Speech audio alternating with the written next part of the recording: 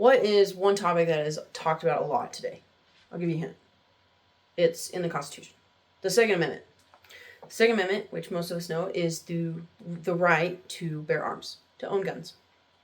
The Founding Fathers gave us the Second Amendment because they knew what a government could be capable of. They knew it. So I grew up with guns. I had guns when I was little. I knew they weren't toys. I knew how to use them. When I joined the military, I got a better understanding for guns. So there's a lot to know about the Second Amendment, and we'll talk about a couple of the cases. So I think for the first thing that we need to do is we need to talk about when the Second Amendment became part of the Constitution. And then we need to talk about some gun control. And then lastly, we'll talk about a couple of the Supreme Court cases. So let's rock and roll. So in 1791, the Supreme Court, 1791, the Second Amendment was ratified. It became part of the Constitution. And among that, the Founding Fathers, there was two groups.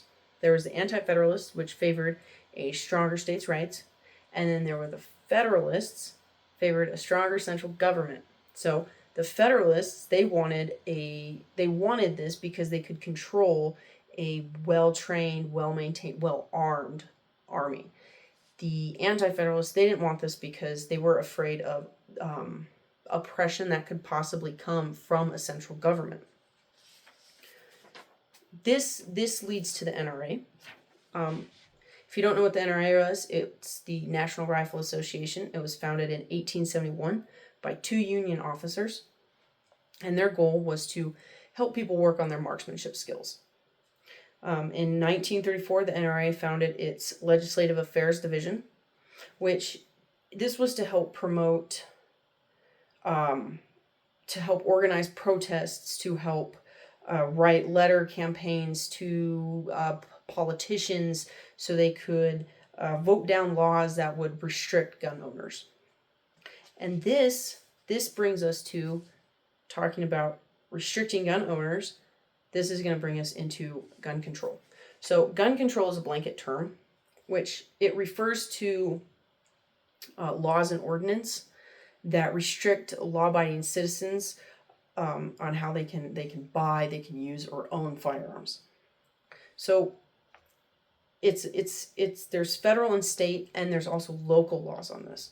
So one example is, I know in the state of Wyoming, you can have a magazine capacity, I believe 40 rounds.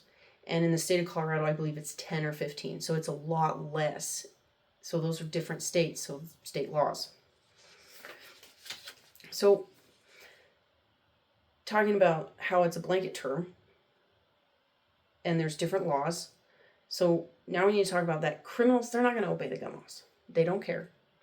They're going to get guns illegally through underground sales. They're going to get them from gifts, borrowing. They're going to take them from victims. They're going to steal them. It doesn't matter.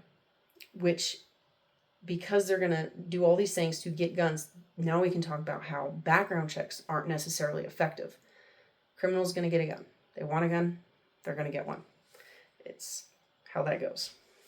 So then, now let's look at a couple Supreme Court cases. One Supreme Court case, 1875. It's United States versus Cruikshank, I believe. Which, the meaning of this case, the reason this came about was, the right to keep and bear arms exists separately from the Constitution and is not solely based on the Second Amendment. This prevents Congress from infringing the right. That should be the only case, because if it's already preventing Congress from infringing on this, we should have stopped there. Just an opinion. And then we need to talk about Presser v. Illinois, which was in 1886, which this states, from the case itself, there is no Second Amendment violation when a state bans private citizens from forming personal military groups, drilling, or parading. You can't start your own army. I'm pretty sure that's domestic terrorism right there. So then a more recent case that came out about 2 years ago, in 2024, was Garland v. Cargill, which is a case about bump stocks, which, According to the case, it's an accessory that allows semi-automatic rifles to fire at the rate of a machine gun. There's many, many Supreme Court cases on the Second Amendment. Many. Which, from them come good and bad things for gun owners. So, given the information that's been laid out, not everyone wants to believe it. There's still going to be people out there that say, "Oh, the gun is the killer. It's the gun's fault." No, you need to look at the facts and see that, hey, it's the person pulling the trigger. There's people out there that teach their kids how to use guns. There are schools out there that offer these classes for young kids to teach them, hey, a gun is not a toy. You need to respect guns. I carry at my house, I carry out in public. I know the laws of Wyoming. I am very selective on where I take my gun because I'm trying not to go to prison. If I had to use my gun, it'd be for hunting, target practicing. God forbid, I do not want to use it for self-defense, but I know I have it. There have been cases that people have used their guns to save others for self-defense. They use those guns. They use the instrument. It's the reality of owning a gun.